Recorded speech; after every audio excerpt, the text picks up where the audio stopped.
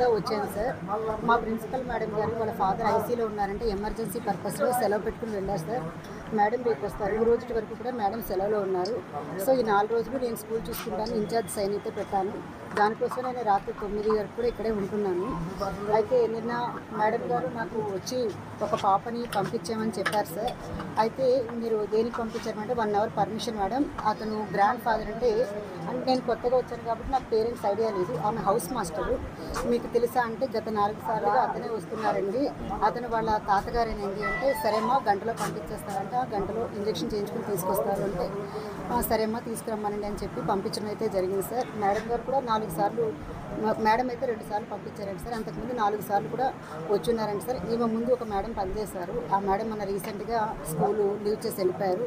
డిఎస్సిలో కొత్త పోస్టులు రావడంతో ఆమె ఇబ్బంది పడి కొంచెం వెళ్ళిపోయారు.